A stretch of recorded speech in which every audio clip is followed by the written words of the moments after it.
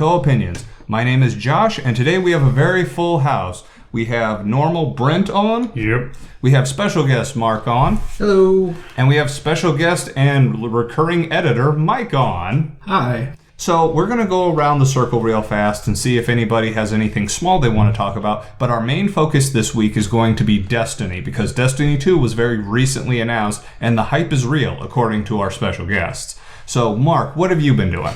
I have mainly just been playing nothing but Mass Effect Andromeda. Now, that had a little bit of controversy when it came out. Can you see where the controversy came from? Absolutely. There was definitely some animation issues from the outsourcing that they did on that. I definitely know that the patch that they just did on Thursday fixed a good chunk of that, what I've noticed in the cutscenes. But to me, I never really cared because I was the type of person that bought full hog into Mass Effect when it first came out and have loved every single one of them. Fantastic. I know that's bothered you a little bit, Brent, but has Mark's experience helped? I mean, I liked it. I'm not sad I waited, but I also had other things on my plate. All right. So on that note, Brent, what have you been playing? Unfortunately, not a whole lot of time. I had started up Perfect Dark to try and get through that. And after a bout of bad motion sickness, I've been holding off for a while. Yeah, some of those old games can get a little wonky with the frame rates and everything. It wasn't just the frame. The sensitivity to them that they had it set at was insane. All you had to do was barely touch it and your gun shot up to the ceiling. There's not controls you can... I fixed it, but it took a while. And now you're just gun shy. Yeah. Okay. And on my note, I haven't been doing much because, again, I am still focusing on practicing for an exam that's coming up. However, I've been focusing, when I do have time, on things like Resident Evil 7. By the end of the night, I'll have the platinum in that. Super stoked. And before we did the podcast, Brent and I played through Layers of Fear Inheritance, the DLC, and it wasn't very good, unfortunately. However, I think we now have enough material that Brent and I can do a first-person horror game podcast. Starter, don't do Fish Islands. Yeah, actually that was an interesting thing from Inheritance, was when you play as a child in certain flashbacks, they use a fisheye lens, and it made us incredibly nauseous. Like, we had to stop playing after a certain point and take a brief break or we were going to yak. Because I know when I reflect on my childhood through visions, I see it in fisheye lens. Exactly. But some small news that came out this week was they officially showed the specs for the Scorpio. Now, the big thing about the Scorpio, they still haven't announced the name or the price, but they did talk about how it will run at 4K at 60 FPS with HDR. Now, my big thing is I don't know who this console is for. They're not really making games at this level. People don't really have TVs at this level, and they've come down tremendously in price. But if you want a 55-inch 4K HDR 120 Hz TV, that's still going to run you about $1,000. People are speculating that this system will cost somewhere in the vicinity of $500, and that doesn't include everything else involved with it. I'm not sure who this is for. They're not going to court away the PC market because Brent brought up the fact. No, I saw the comments on the PC Master Race people. Instantly, it was like, oh, computers were this good like 4 years ago. This isn't going to match anything. And if this is the push that Microsoft is going to go into modular systems, I don't think this is a good place to start. So I know that, Mark, you've expressed some interest in the Scorpio. I mean, I'm definitely interested in it, but I need to see if they release anything at E3, what are we getting with this? Is it just going to be the system? Are we getting pro controllers with this? What is the bundle overall that we're having with this system? I need more information on it. And is there anything they've said, I believe, that nothing will be Scorpio exclusive?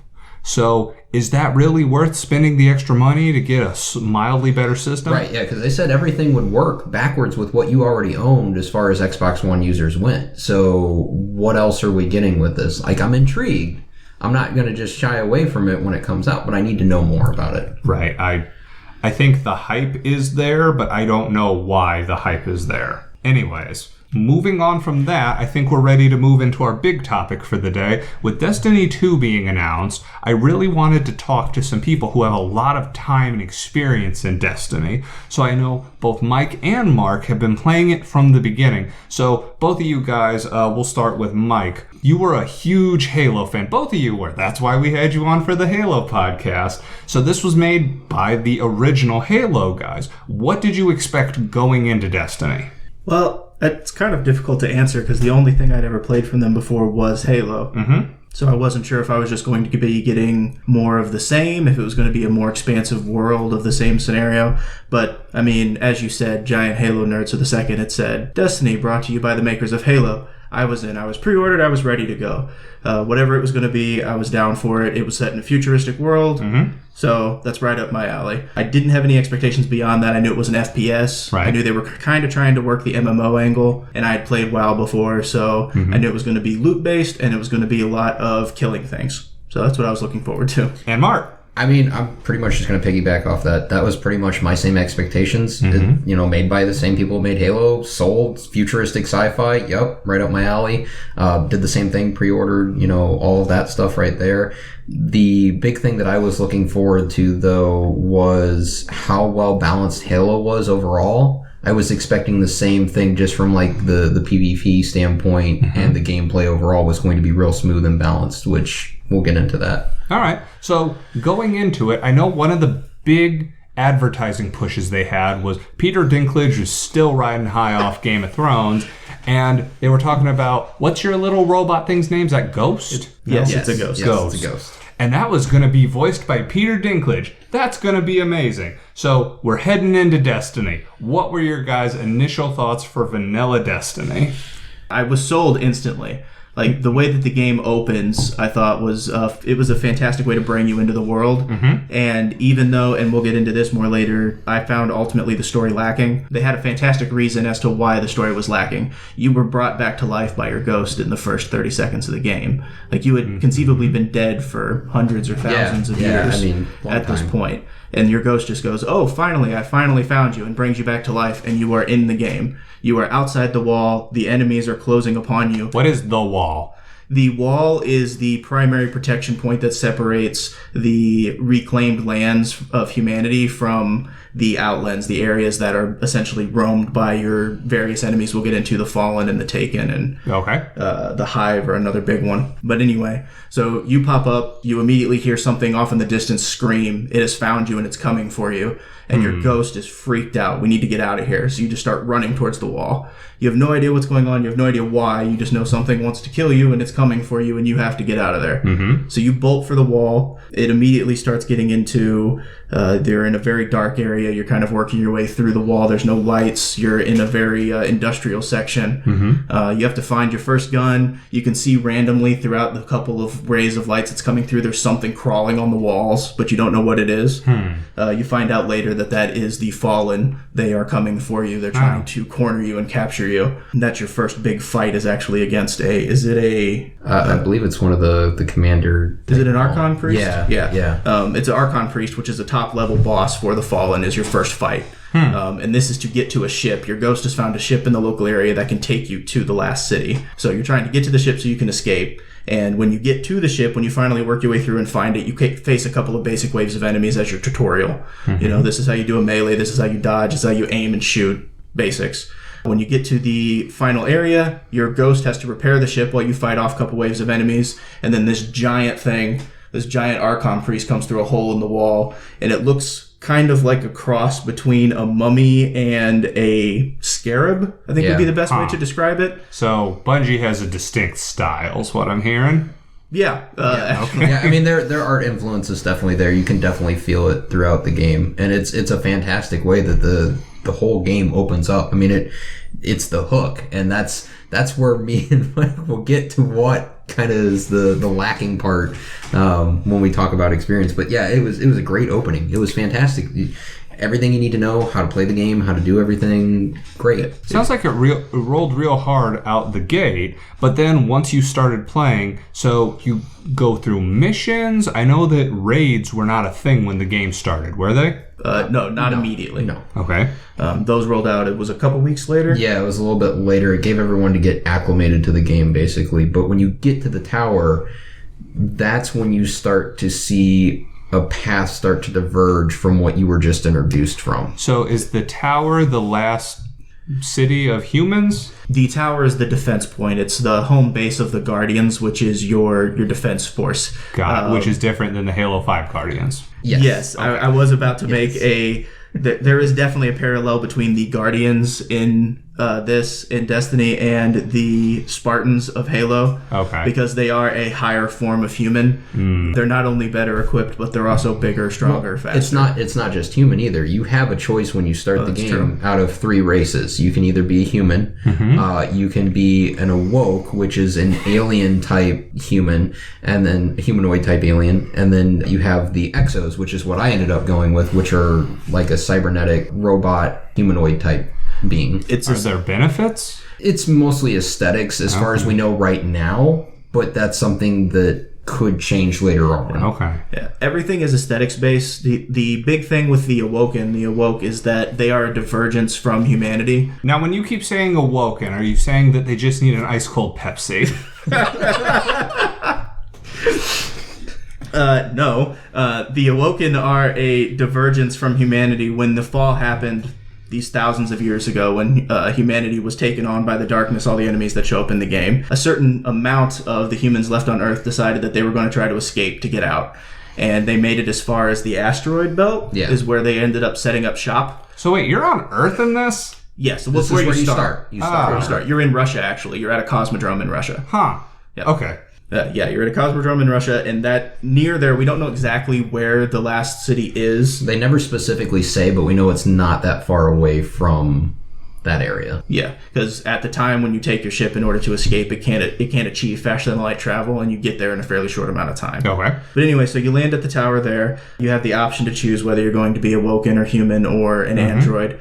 The Awoken are the only ones that we know of that have that separate storyline. So far, there's nothing extra about the Exos at all. They just happen to be some extra form of humanity left over from the Golden Age. Golden Age. The Golden Age was the time period before the darkness. What we're about to get into here is when you get to the towers, when you do get the little morsel of story that they do have, you land and they say, okay, you need to go talk to the speaker. Okay, so you go and talk to the speaker, who's voiced by Bill Nighy, actually. So he's yes, it's so great. Davy Jones, huh? Yeah, he's very stern and very commanding. You're listening. He is giving you the exact story of exactly what's happening, and of course, he tells it as a ghost story because he's Bill Nighy. Right. So he goes into what the Golden Age is. The Traveler, which is, as you can see out his window as he starts to explain it, is this gigantic floating. It's no moon. It's a space station floating over the city. But it totally looks like a moon. Yeah, it does look almost like a moon, except there's this giant piece missing out of the side where it looks like it's taken some serious battle damage, and you can see that there's like machinery and whatnot inside. So like Goku attacked it. Sure. Kind of. You asked me earlier what the Traveler was. On the box art, it is the big moon-like sphere on the cover. Okay. Yeah. So it's not the Master Chief crotch. What's with that logo? Is that actually a thing? That is actually a thing. I've pointed out how that's his crotch, right? Like, you look, and it's just straight up Master Chief's, like, codpiece. Yep. I really didn't think this way. So, anyways, aside from cod pieces, so you get the backstory, what little you get there, and the Traveler is this being that sent out the ghosts, essentially, which revive you. That's where the ghosts come from, is from the Traveler. But that's really what little story you get is from the speaker, and then you're left to just go. Yeah, at the beginning, the speaker gives you the backstory for humanity, so what you missed while you were dead over the last couple thousand years. The Traveler shows up.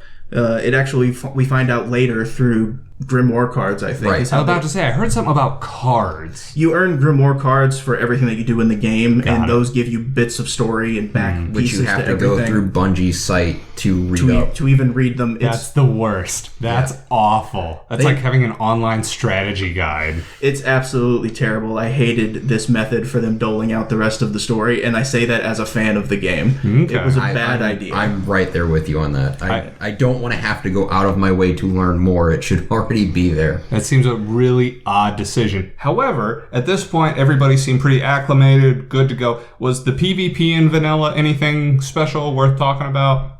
Balanced. That's one thing I'll give it. I mean, the one thing that Bungie does right is balance multiplayer. I've yet to be disappointed with any other multiplayer or feel that it's terribly one-sided. I mean, even with some of the abilities that the three different classes that we didn't really talk about, you have hunters, warlocks, and then you have titans, which I played as a titan. They're more beaters. Hunters are more stealthy, sneaky, and then your warlocks are pretty much just... Your warlocks command and destroy on the battlefield. If you So can't what did tell, you play I ran as? as a warlock. Right. So there you I'm go. hearing tank, DPS, and rogue is what I'm hearing. Pretty much. Essentially, yeah. Okay. Not to oversimplify it. No, but it's a good way to put it. That's a good way to put it, and something that Bungie, I think, realized in that is that within each one of those classes, you then have 3 subclasses, and each one of those bring different special abilities, so that when you're playing by yourself, or if you happen to be a man down and you don't have a Titan or a tank, You can switch out. your Warlock has a certain... You can play as your Stormcaller ability,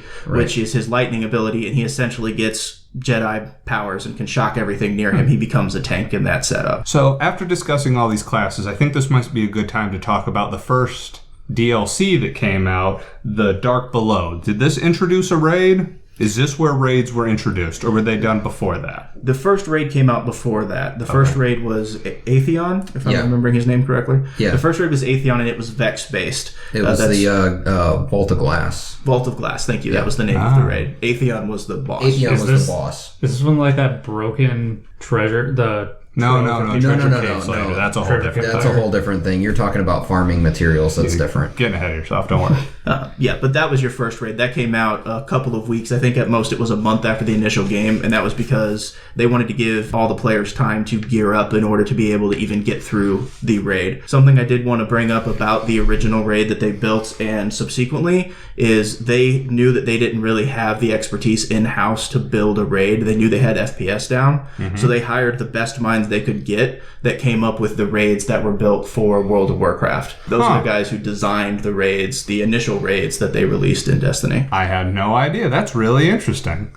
So from there, can we move on to the first DLC? Because I know they did incremental quality of life improvements. They were constantly rolling out patches, but I really want to hit the major milestones. And to me, it feels like the DLC is a decent place to hit. Now, if there's anything in between the DLCs, by all means, let me know. But was there anything besides the Vault of Glass, you said, that happened before the Dark Below that's worth bringing up? I don't really think so. I mean, it was a lot of us just stumbling around in the dark trying to figure out what is going on with this game. So you decided to go to the Dark Below. Seamless transition. What was it? The Dark Below was the Hive-based expansion. That's another one of your enemies. So the first one was the Vex. Okay. They're a futuristic AI warbots, kind of similar to what you see with the Exos, but taken very evil and also, again, designed kind of insect-like in terms of their demeanor. I mean, you have one of them that's named Hobgoblins. I'm trying to think of some of the other ones that you have named. Yeah, their snipers are hobgoblins, and they've got these big horns, and they're very angular everywhere. Tails and stuff. And They have this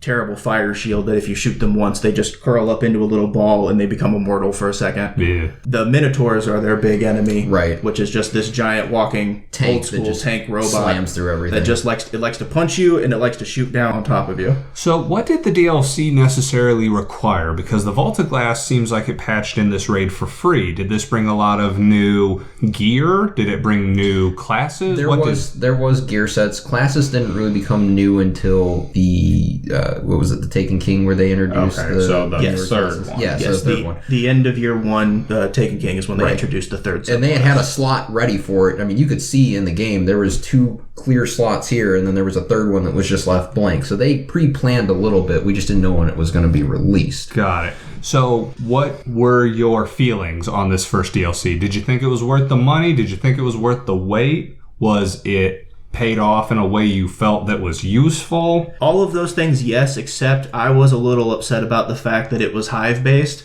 They're my least favorite of the enemies. I don't like their motif. Their whole thing about being these kind of gross demon-esque creatures that's all sinew and bone and everything. It's ugly.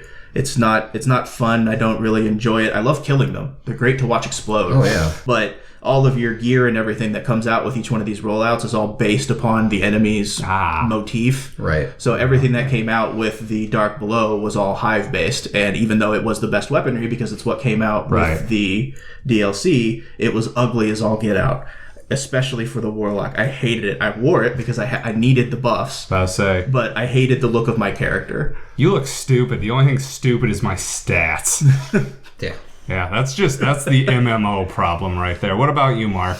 I mean, for me, I focused a lot on just playing by myself. I didn't do a whole lot of raids with people until the Taken King. So, like, a lot of those raids I didn't experience until that DLC hit, where everyone re-energized with the Taken King. And I was like, oh, cool. I can finally, like, do raids that I never was able to do. Because I didn't have a lot of people to play with back then as I do now. So did the DLC also introduce single-player content? Like, I only ever heard about the multiplayer-based stuff. They had some missions that were additional that were there, but it was more focused on the raid. Like, that was the big thing with the DLC was the raid stuff. So I say, for the Taken King, none of these introduced story, correct?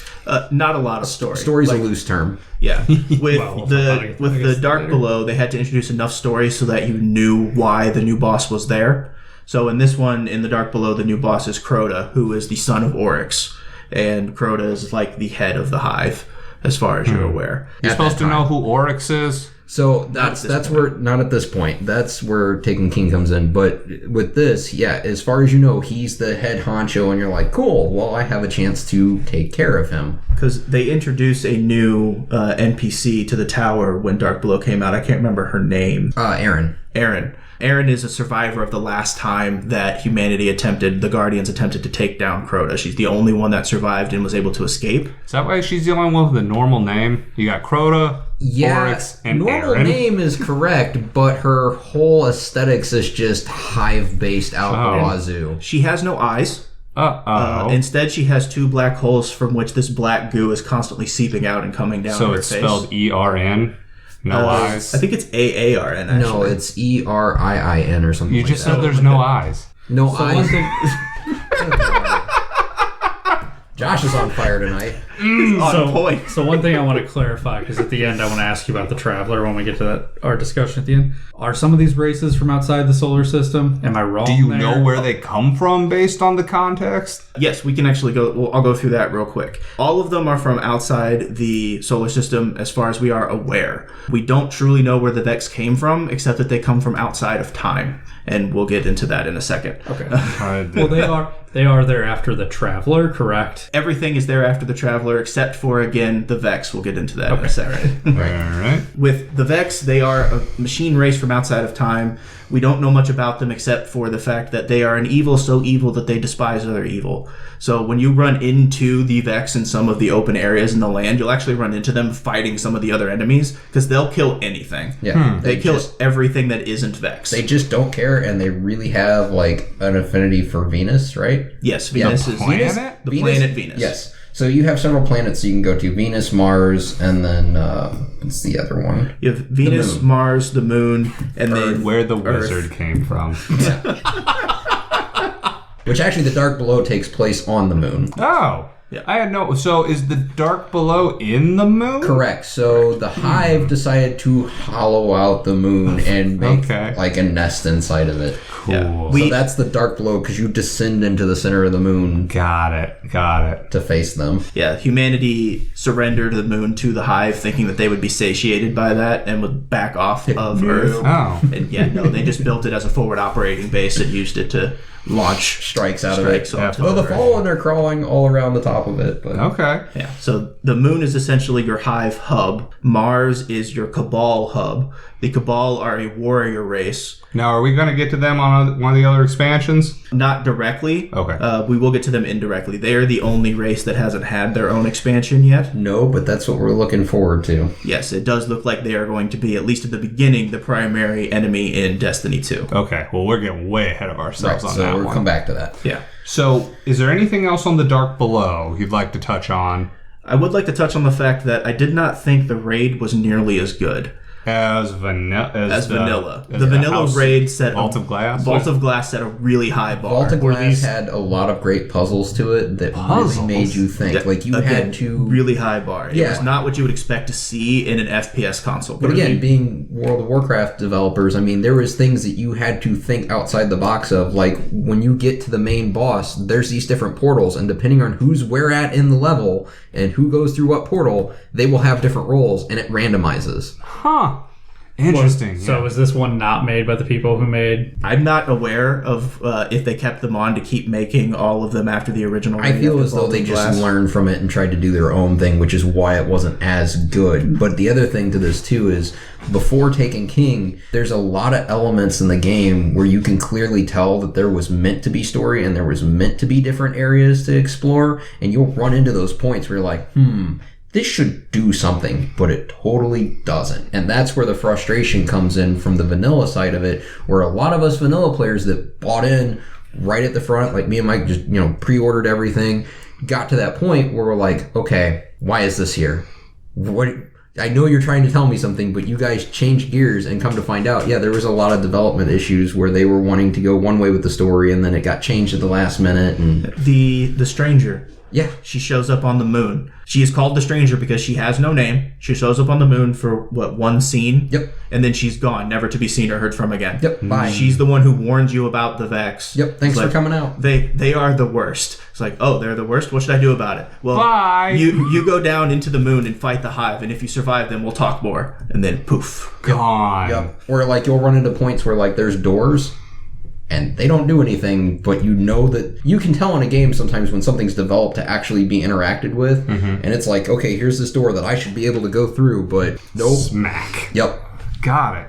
So, did you see a lot of that in the Dark Below or vanilla? Or did you just continue seeing Just it? continuing to see it until the Taken King. Yeah, Okay. the Taken King was really, I think, where they found their footing. Like they That's had the end to. of year 2, though. That's the end of year 1. That was the end of the year 1 of the game. Okay. They had a lot of issues with story. We haven't shied away from that at all. Nope. And they were constantly trying to find their feet and get a story built into Well, this game. didn't they lose the writer like right at the beginning or something like that? I don't remember what all the issues were, but I do remember that there were was a so lot of many conflicts. rewrites and conflicts and again people not being Somebody on the wanted same to go page this way as to with where the- they wanted to yeah. go, that their best option was just to scrap it before the game came out. Oh, that's never a good Right. time. So they put out a game that was, okay for the average person. I mean, for fans of Bungie themselves, we survived, we got through it, and then when Taken King came out, everyone's like, this is great, and all of us vanilla fans are like, yeah, this is what this was supposed to be a year ago. a year ago. So, we're trying to move toward the Taken King, but was there anything in between Dark Below and House of Wolves that's worth talking about, or should we just move on to the next expansion, House of Wolves? There wasn't anything massive. The one thing I did want to say that I said I didn't like Crota's End raid nearly as much as I liked the Vault of Glass raid is that the Crota's End raid you could cheese really easily. Which that's unfortunate in an MMO because right now I know playing through Resident Evil 7, I found a couple ways around getting some of these trophies. You don't really want that in a game where people are supposed to be recognizing accomplishment. Yeah, like you could clearly tell that the Vault of Glass had been designed by guys who were used to designing games for people with too much time on their hands. You could not find ways around a lot of their puzzles and, and game designs. You played the game their way. Yeah, it was hard. Okay. So, next thing out was House of Wolves. And we're going to ask Mark first, actually, what your thoughts were, because you said up to the Taken King you didn't do a lot of multiplayer stuff. What was the single player? So, I mean, with House of Wolves, you got more information on the Fallen. It was their focal point as far as DLC goes. We got introduced to the Prison of Elders. We got more information on the Awoken.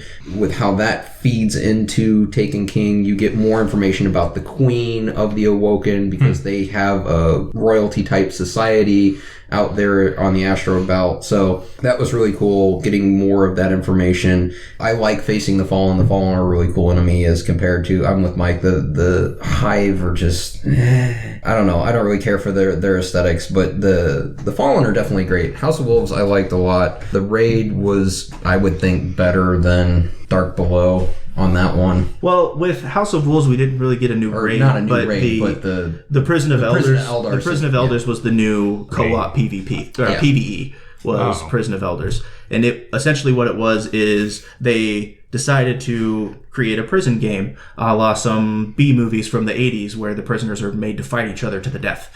Except in this, the prisoners are used as bait for the Guardians to go in and just shoot the crap out of to get better with their guns. So, yes, the Awoken are technically okay with killing their prisoners off in sport, but, that's neither here nor there. They can do their own thing. They're their own monarchy, and they're living out there on the fringe. They are the universe's rednecks. Okay. That's a good way to put it. But they're awoken. Yes. They are the Awoken. Oh, and they're all like a bluish purple color. They're all bluish purple. Curious. Curious. So, compared to... compared to Dark Below, Mark, you said you thought that House of Wolves was better. Mike, what were your thoughts on the comparison between those two? In terms of what it brought to the story and what you actually got to play in terms of the Prison of Elders and the new characters you got to meet, it was way, way better. The main person you get to meet in this one, well, first we got a new social area, which is where we actually got to go out and spend open world time in the Outlands. Yeah, out on the asteroid belt. You actually go to where the Queen is. Their home world, which kind of looks like a bunch of spaceships that have been strewn together to make this floating colony out there in the asteroids. When you're standing out on the main platform where your ship comes in and lands, you can turn around and look out into the asteroid belt, and it's just the swirling purple kind of off-glow mist because you're so far away from the sun that it's very, very dark and dim out there. It's a very interesting kind of Bungie does one thing look. right. They design beautiful games. Like if you're wanting somewhere to grab just screen grabs for backgrounds and stuff, Destiny is great for that. All right. So was there anything else particularly of note with House of Wolves? So it sounds like it just kind of enriched the game a bit. It enriched the game. You got a lot more backstory on the Fallen and how they worked, because this was their central DLC. So you got to meet Varix is a Fallen that is on your side. Varix hangs out at the Outpost, which is what's out in the asteroid belt. And Varix is your NPC that you go to for all of your Prison of Elders gear. So he sells all the Prison of Elders gear. He's also where you go to pick up your token to go into the Prison of Elders and earn points. Got it. But the way that he speaks and the way that he was characterized, he is very much kind of the Yoda of this universe. Yeah, he has a lot of knowledge, a lot of ancient, older knowledge. You can tell just by talking to him. So he's a very interesting character, one which I like, and hopefully we'll get to see more of him. The big story for House of Wolves is Skolas is your enemy here. He later becomes one of the primary enemies that you can fight in the Prison of Elders when you defeat him. Got it. But Skolas is trying to become the Kell of Kells, the King of Kings for the Fallen. He wants to lead the Fallen in order to start a new war. He wants With who? The humanity. Yes. He wants to re-up the fight. Got it. The answer is yes on that. Just fight. He wants to fight. He's not happy with where the Fallen have essentially fallen in their position. Yes. The Fallen are a race that used to have the Traveler. The Traveler was there before, and it brought about their golden age, their age of expansion. How? Actually, I feel like this is a good time to bring up my thing. So I got this kind of from Game Theorist on his videos, and I don't know if he came up with the theory or if he read it someplace else, the theory that the real villain of everything is actually the Traveler. I have heard that theory as well. A couple of people have floated that up, and there is something to be said for that. I've heard another theory as well is that the Traveler is a testing device. When it attempts to leave, how the race reacts is their test. Do they let it go, or do they chase it down trying to hold on to this beautiful bauble that they had? What does it do? You're not really told. Okay. The problem is that no one knows. Like, not even But the people everybody that wants it. Everyone wants it because of the way that it affects the area around them. Like, it terraforms Mars. That's how humanity finds it. Something is happening on Mars, and we send a... Plus, this is where your ghosts come from, too. So we know that there's advanced stuff from it. But does anybody just go to it? Yeah, that's how humanity first runs into it. That's when the first Guardians are made. Is humanity sends essentially our first manned trip to Mars because we notice that something is happening on Mars. When we get there, it's being terraformed by this floating orb. And whenever the humans get close to it, they are affected. They don't say how. They are affected, and they're turned into the first Guardians, Titans. They're like, oh, $20. Yeah. Awesome. $20, and now I can shoot lightning out of my hands, and I can run at 50 miles an hour and throw flaming hammers. Bad. Amazing. So it sounds like between The Traveler and House of Wolves, it sounds like there was a lot of stuff going on, if not always presented in the best way. However, the next thing that came out was The Taken King. Now, it's been referenced many times at this point in the podcast as being a major turning point. It was the end of year 1, but this is about all I know about it. So why don't you guys go into the improvements it brought to single player? Mark, you said this is where you started raiding. I've also heard this is where the story turned around. I'm going to open it up to you guys. Go. So, I mean, with Taken King, basically, you start to get more story finally. Like, from vanilla players, like I had mentioned beforehand, this is where we finally felt we had our game. This is what we felt should have been what was originally put out. We basically had a year-long beta, is what it felt like. Yeah. And here's our reward for it. And everyone else that just came in were like, this is great. And we're like, of course it is, because this is what it was supposed to be. You will have no way of knowing how we feel. So when they finally get to this point, we finally get story as to what is going on with some of the enemies out there. We get Oryx, which Mike had mentioned earlier, who we find out is actually Crota's father. He is the true ruler of the Hive. Is he the Taken King? And he is the Taken King. Okay. His whole thing is he has an ability, which I don't remember how much is explained how he can do it, but he has the ability to take people.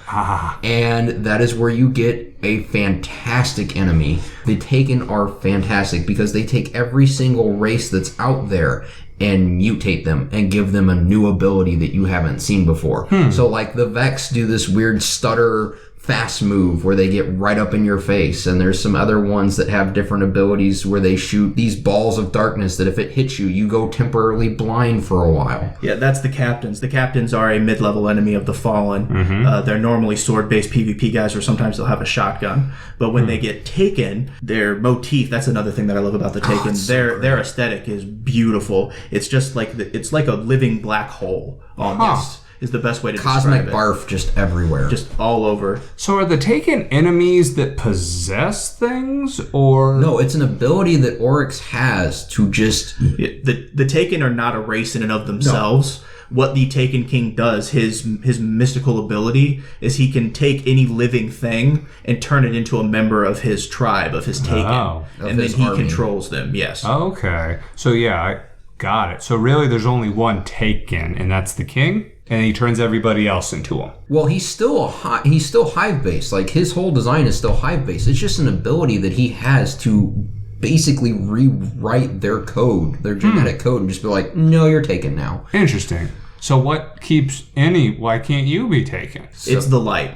Right. Light? The light is what the ghost gives you. It's what makes you a guardian. It's how you're affected. If you can control the light and use the light, you can be a guardian, and that's how they explain your different subclasses. Oh. So the reason why your, in my case, Stormcaller can call down bolts of lightning and shoot Jedi fingers is because I can use the light in order to form that lightning stream. Or my Titan throwing flaming hammers like Thor, which is fantastic. It's my favorite one. And it's also noted that your armor and overall effective ability is known as a light score. So that's how on the, you normally have your different statistics. Your light score is that statistic of how effective you are against enemies.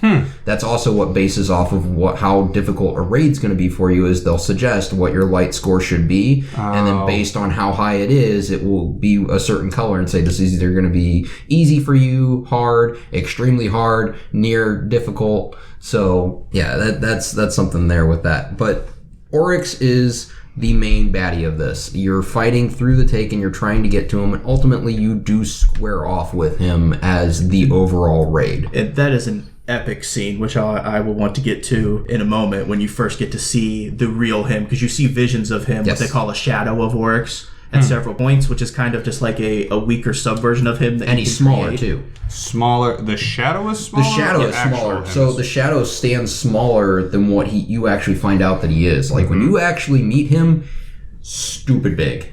Stupid big. All right, I am going to try and find me a picture of Oryx while you guys talk about what this thing is.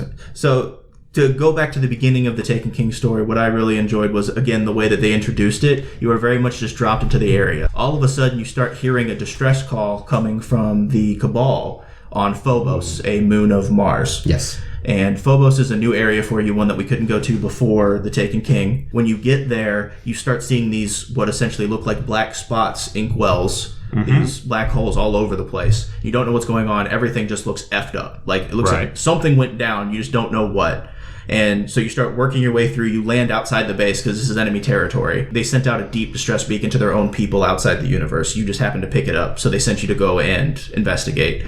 As you're working your way through the base, trying to figure out what's going on, you run into your first Taken, which is a Cabal enemy that runs up on you out of nowhere. But before you get a chance to square off with him, all of a sudden he gets sucked into one of the black holes and disappears. Like, you hear him screaming, like, oh my god, like, ah, and then whoosh, he's gone. And even your ghost is like, holy what was that? Like, maybe we shouldn't be here. I want it to be noted that I looked up a picture of this Oryx, and he looks awesome. Yeah. He looks super cool. Yeah, the first time that I got to play the raid, I was the only one who hadn't played it. And when you get to that area where you first get to meet him, they all backed up and they're like, no, you go first. You go first. That same thing happened to me. I played with a group that had already done the raid, and they're like, no, you run up there first. And so I think this is it's time to say, what about the raid? So was there a lot of build-up? It wasn't just a single raid, was it? Like, there was... Oh, no. Taken King brought a lot of content. Tons of parts to this. Like, you had different sections. It was like 3 or 4 raids put together that you had to try to solve, and each one was its own epic thing as you went forward to get to the final part. Yeah. Each section of the Taken King raid could have been a heroic strike or a raid on its own. Heroic strike is what? That has not been defined yet. Heroic strike is one of the missions, a single mission. It's a PvE mission that you go in and do that usually takes anywhere from 20 to 40 minutes, roughly, depending on how good you are and how many people you have in your fire team. You can run with one, either you can do it single player or you can have up to 2 friends with you. You can run a max of 3 people through a strike. Okay. Raid bumps that up to 6. Yeah, you get 6 people in total for your team in a raid. Got it. But each one of these sections for the Taken King raid could have been its own miniature raid. Like, the boss for each one of these, the sub-bosses. The puzzles. And the puzzles behind them were crazy hard. Like, one of the first guys you fight has, like, a 4-piece mechanic you have to figure out in order to be able to defeat him. And he's the first guy. Congratulations, you made it through the easy area. Now let's get difficult. It was crazy. There's even elements of platform jumping. There's a section where you're on different ships that are moving different directions, and then the ships will disappear. So, like, you have to be paying attention to the order. Like, you have to watch it. Yeah, it's a 3D puzzle that you have to work your way through, where at any point in time, what you're standing on could just disappear from underneath you. So you have to know where every ship's going to be, and generally it's trial and error, where you have one guy sitting there who doesn't bother to go into the puzzle. He's just watching the ships from the side, and he's giving everyone else directions, and then once you get to the other side... somebody has to feed him the directions on how to get from the other end to get him over there. All right. Which is very frustrating. That part took, when we got there, that part took at least 20 minutes to get every single buddy on the team to the other side, just because of how difficult it is. Because you're still fighting things, too, while you're getting there a little bit. Not as much, but there's still some challenge to it. So what changed about the story here? Was it delivered better? What We had story. Okay. There was just more to it. I'm going to be brutally honest. I mean, that's the big thing. We had story. We actually had a cohesive storyline that made sense. We had a start, we had a middle, we had an end to this section of story. It felt very much like a trimmed down version of Halo before Taken King in terms of how the story was doled out, in that you were very much just a soldier. You were told, this is happening, go fix it, and then you were sent to the area and you killed the things and got the achievement. Okay. You were still doing that. You're still going through and working your way through the levels and everything. But while that's happening, you have people talking to you over your headset, feeding you information, and also giving you bits of story. The Ghost was far more animated in Taken King. You had a lot more interaction. Was this when Ghost changed? Yes. This is Nolan North Ghost. Dinklebot was gone at this point. Which actually, that's a funny bit of trivia there. They originally only planned Nolan North to record the new stuff, didn't they? And then they're like, you're good enough at this, we're going to have you re-record everything Dinklebot did. Yeah, they completely erased Dinklebot from existence. Well, almost. And we'll touch on that when we get to the tail end. Right, but still. But rip in peace, Dinklebot, rip. So Ghost was more useful. Ghost was more talkative. They actually had a narrative that you played through. Now, what did you guys think of the narrative? Because I heard a snippet of what Oryx really was. Did you think that because Oryx used to be somebody's daughter or something? I guess this is spoilers, but this is a year old at this point. This is where we're getting into, again, part of the story that was not doled out well, because none of that is explained at all within the game. Okay. That's all hinted at in these grimoire cards that we're talking about. Even then, as I said, nothing is spelled out directly, because you only know as much as what mostly Erin was able to grab during her time with the Hive. Because to the Hive, the Taken King is not just a king, he's a deity. Right. As is all of his sons, as is Crota. And to their credit, they are immortal. They can come back. That's part of what you have to deal with in the Crota's End Raid, going back to the Dark Below, is that he dies, but then you have to go to the land that he goes to when he's dead to perma-kill him. Oh, you gotta go to the Underdark or whatever? kind of like that, but you have to basically go collect his soul from his remains, basically, and then go fight that. Huh. Yes, you have to kill not only him, but his soul. And that's then something similar presented happens well. with the Taken King, where there's multiple levels where he'll suck you into his dimension, and then you have to fight him within his dimension. And within his dimension, he's not as large, but he's far more maneuverable, so he gets much faster and he can fly. Whereas when you face him the first time, as we said, he's gigantic. He looked pretty big. Yeah, like Now, you guys keep... I'm sorry if this is a spoiler or too much. Is he presented as a him? Because what I'm reading here is that it was originally a lady. To my knowledge, it comes off as a male. yes, Okay. yeah, he is referred to as the Taken King. I don't know if we want to read into this at all, but when they were quote unquote good before they were corrupted, they were female. And then they Yeah. were corrupted and they became male. Okay. Well, I mean, there's not a lot of controversy there. I mean, yeah. Meh. So, you guys thought it was a really good raid, really good setup, really good parts. And did it make you more enthusiastic for what additional content besides the raids? We got more gear. We got better gear. Was a lot of PvP stuff? They finally brought in the third subclass with Taken King, Yes, so we they brought in finally the had third. access to all the subclasses. So some for of them, each character. there's 3 subclasses. You have one that's void based, which is more. How would you describe void? They're definitely your Shielding. for your Titan, your Yeah, void it's shielding. is your shielding. He's your defender. For your warlock, your void is your DPS class. Your warlock's big power move is called the Nova Bomb, which is essentially a Kamehameha. Okay. And then you had the hunters. They got the bow. The hunters got the bow, and they're designed more for crowd control, because their bow, when you shoot it, can shoot out a web that'll capture everything within a certain area of effect. And it also drops if like you're about ready to use we didn't talk about this, but you get a super after so long. You get to be able to do a super move, which is like the bow. It will zap that person's super if they get hit by that bow. It just shuts it down. Interesting. So some more game balancing on that. Yeah, I was side, going to but- say that bow has been the bane of my existence Yes, more I than a don't couple like of the bow. times in PvP matches. Like, yes, I finally got my super. I'm going to go F some crap up. Come around the corner. Bam! Oh, I hate you. But that was a good shot, but I hate you.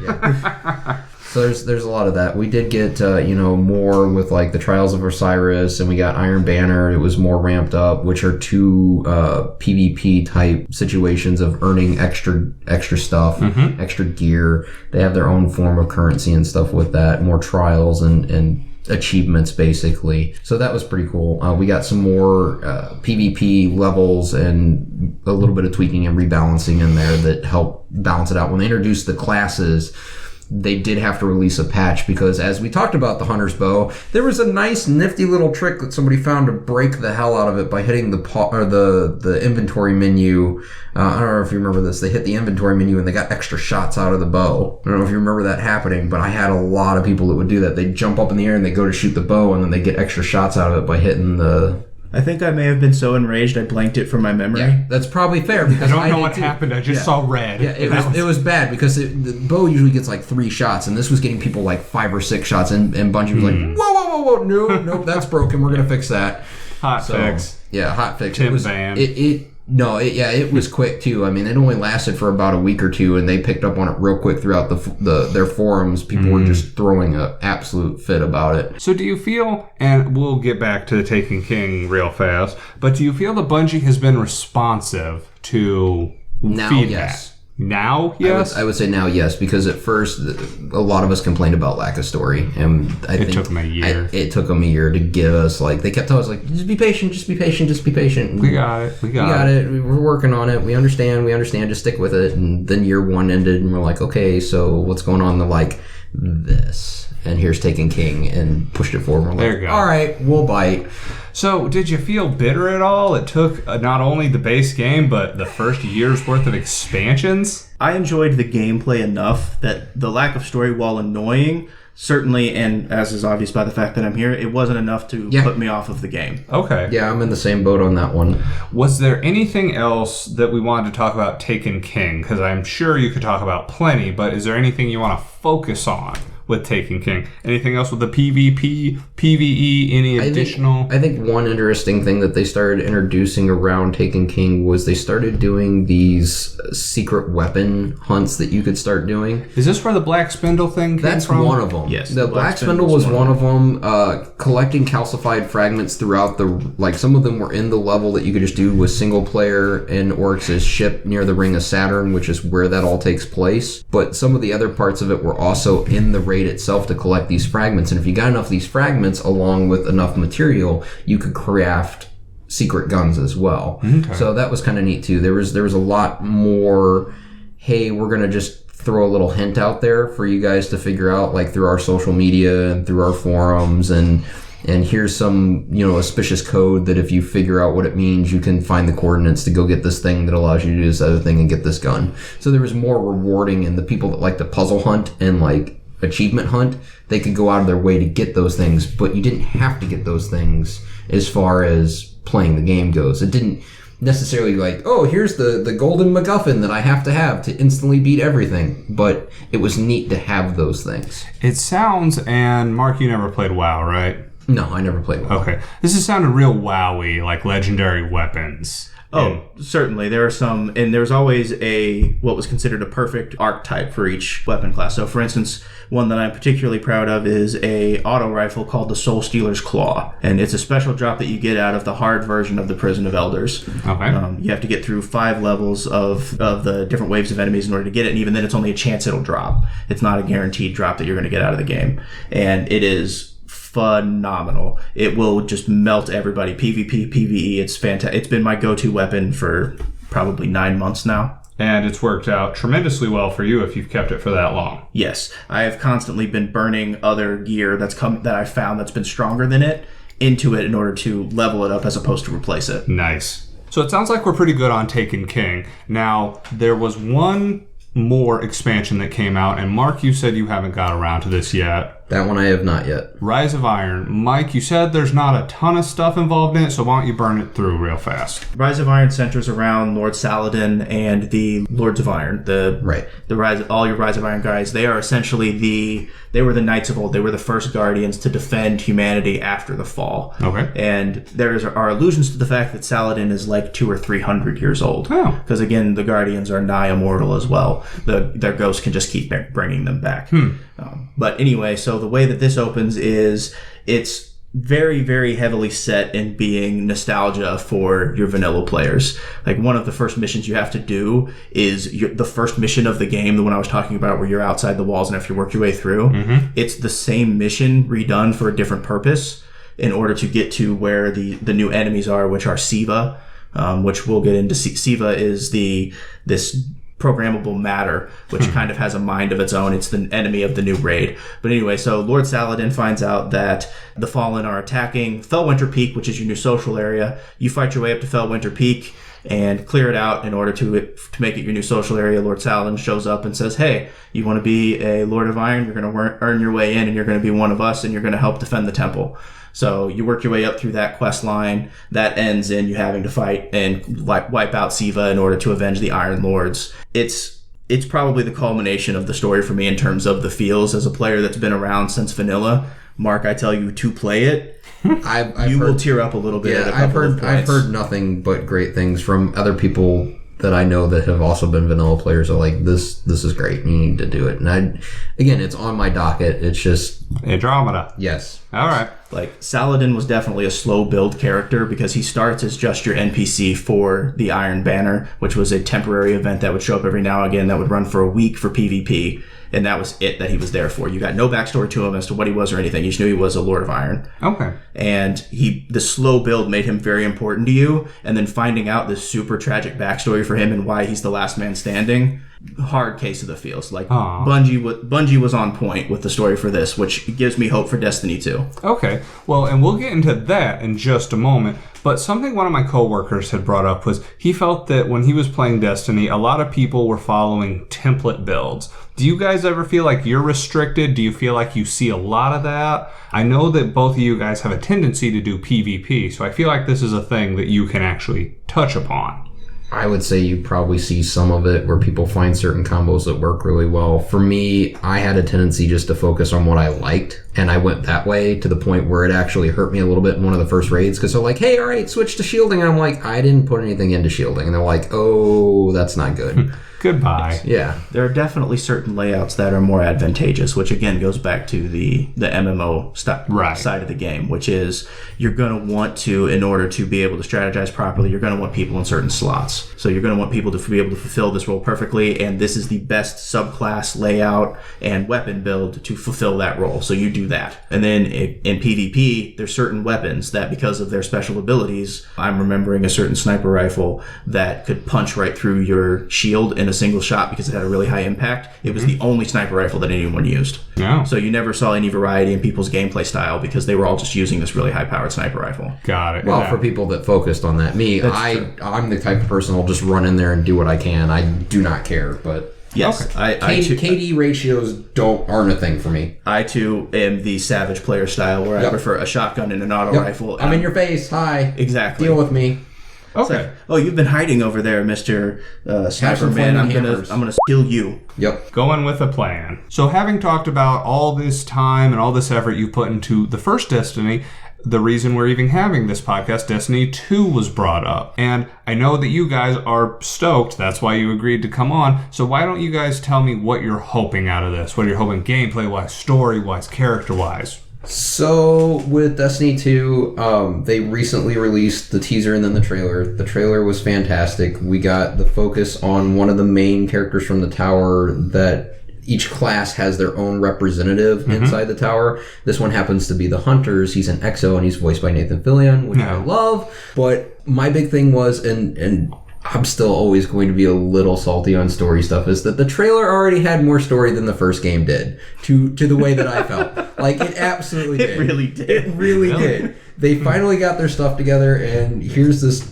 gorgeous trailer that has story. It gets you hopeful that they've learned everything from Taken King and they're pushing that forward and they're actually starting to develop a world for this. Now, my hope is they do away with the Grimoire system. I'm with Mike. I don't like it. It's a terrible way to deliver story inside of a game, because why would I want to spend time outside of the game to learn about the game that I'm playing? That makes no sense to me whatsoever. I would agree. There's no reason for that. Unless you're going to offer me some sort of magical muffin when I go to your site for it. Yeah, there's no reason for me to ever venture outside of the game. But I'm looking for more of the same with the PvP being streamlined, keeping that well balanced. I'm looking for new and exciting raids being just as well structured as Taken King. Like, if they move forward with that raid system and that level of critical thinking, it will be exciting. And I'm also wondering if they're going to introduce new subclasses, because we have 3 that all kind of counterbalance each other, but who's to say that they're not going to introduce another one just to throw everyone off? I mean, what kind of classes are we getting? Are we getting new classes? They've already stated that our content's not going to transfer over, which for some people may have... I was a little salty about that until you got that second trailer where it explained why that was happening. And that makes sense, because all your stuff is destroyed. So, okay, fine. Well, most importantly, Nathan Fillion's stuff was destroyed. His stuff was destroyed. That's the only thing that matters. His gear. But we get that, and that's fantastic to see where they're going to go with that. What, are we going to get more story on the Exos finally? Because we've gotten some of the Awoken now. What about the Exos? Because Nathan Fillion was the poster child, and he's an Exo for this story. So I'm hoping to get more from the Exo standpoint what are they? What are they doing here? How did they get here? These kinds of things. And I think we have a good opportunity with this game to do that. But what I'm curious too is that they're pushing pre-order real hard. That has real bothered hard. me. That has bothered And that me. scares me a bit. Because pre-order now and you'll get content 1 and 2 for this and that. And it's like, why are you pushing this so hard? Are you trying to get back the vanilla players that you did lose? Like, I don't know. I know Mike has brought up these complaints about the pre-orders. Mike? I'm already a little salty about pre-orders in general because of my experience with No Man's Sky. Oh, I will bring that up at every possible opportunity. It's like herpes. It's here for life. Yeah, it just flares up when you least expect it. I've been told. Kind of glad I didn't buy into that one after what I warned all of you. I did not touch that with the I 10-foot never pole. played it. Yeah, I know what it is. Mike was super stoked. I was super stoked, and I was really butthurt. Yeah, you still are butthurt. I am. Eternally See butthurt. herpes, yeah. Anyways, pre-order. So we see the teaser, and the teaser's phenomenal. It totally hyped me up to just get back into the game. I've kind of gotten out of it a little bit because after 2 years, even as a fan, it gets a little repetitive. Right. I still get on for the special PvP events, and I enjoy those, but I don't really play the PvE stuff anymore. Saw the trailer, wanted to get back on, booted up. First screen that pops up, pre-order Destiny 2 now. The hell, guys, I want to play the game I already have. Click off of it and go to get into the menu. Pre-order Destiny 2 now. Ooh. All right, seriously, this is getting annoying.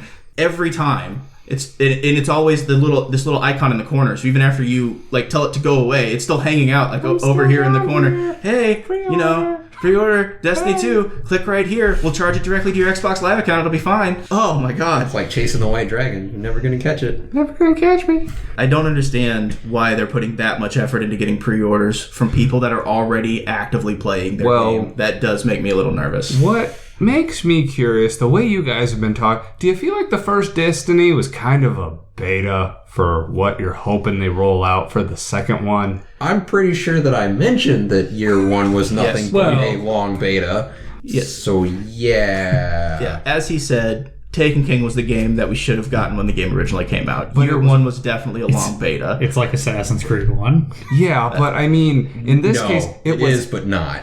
it was half of the game cycle here. Like, Destiny 1 is going to be, what, 2.5 years after all said and done? It'll be pushing close to 3. It'll be nearly 3 before 2 it'll be comes out. nearly Okay. 3 before 2 comes Yeah, out. because 2 comes out Because we're now in the age of Triumph, which is their like culmination of like, all right, finish these challenges before we roll out the second one, and you get a shiny. And I whatever. will say I did like for the Age of Oh wait, I'm Triumph. sorry. They give you a shirt, but you don't get the shirt. You have to pay for the shirt. You get the ability to buy the shirt. Correct. Don't you love that? Yeah.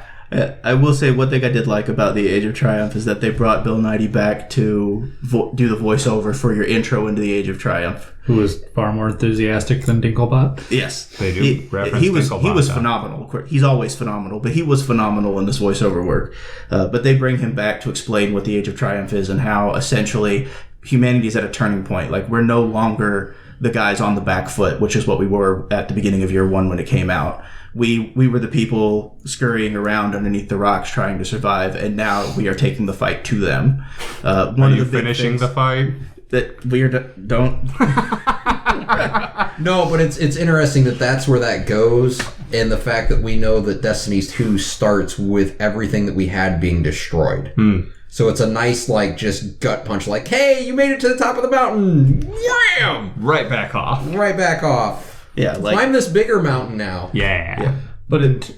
Oh, keep going. I was just going to say that Bill Nighy's big closing line, way back at the beginning of Vanilla, when you first get into the game, his closing line is that they don't tell stories about the Traveler anymore because the children are scared anyway. Their children are always scared. They don't tell the stories anymore. And that's supposed to be your explanation as to really why you don't get any more story.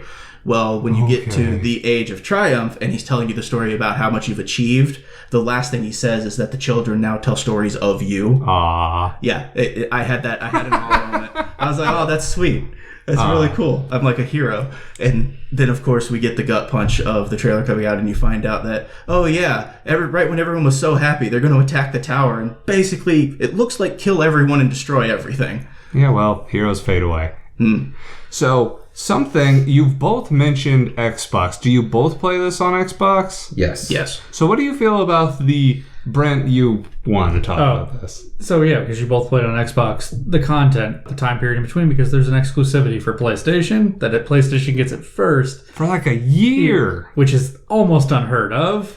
Well, Bungie's still a little salty. I was going to Yeah. say, I couldn't get too mad at Bungie because I knew why they were doing it. They were doing it as a slap in the face to Microsoft for what they did, and I was just getting caught up in that because I was on Xbox. So I accepted it as being on that team. Yeah, that's where I'm at on that. Now, I don't know. Mark, do you own a PS4? I do not because other people do. Got it. Now, I know, Mike, you recently got a PS4 with no content transferring. Would you go PS4? I'm still going to go Xbox for this just because I prefer Xbox's online play overall. I think Xbox Live works better both in terms of party and in my amount of friends that are on it and available to play with me. And a lot of Destiny being an MMO is social. The friends thing is enormous. Mark, you don't have a PS4, and I doubt you'd make the jump anyways. I have no inkling to ever get a PlayStation because for me, it's not the system. I don't have a problem with the system, but it's all about controllers. Yeah, I know you've mentioned that before, and I don't feel it. And that's fine, but I mean, to me, it's a personal preference. I mean, I grew up Sega. You know, the offset's always kind of been the thing for me. The Xbox controller is a little offset as far as how the joysticks are laid out. Having both joysticks and the way the angle is, I can't get behind it. Like, even when I play at Brent's house on, like, Metal Gear Solid or something, I sometimes find myself taking breaks just because the controller bothers me. All right. Well, I mean, everybody's got their preferences. But anyways, we have sunk quite a lot of time into this particular topic. Gentlemen, did you have anything additional you wanted to add? No, I think we're good. I think we covered it. I hope that what they're giving us at the beginning of Destiny 2 with these trailers is going to carry on, which is basically, don't worry, guys. We totally got you on the story this time. This time. Yes. We got you on the story this time. As long as that actually carries through into the game, because they have a great voice cast. Oh, yeah. As long as this actually carries through into the game, I am very much looking forward to Destiny 2. I might even pre-order it. Bum, bum, bum. But that's mostly because I want the little Cade 6 that comes with it. Yeah, Cade 6 is your Nathan Fillion character. Gotcha. I might.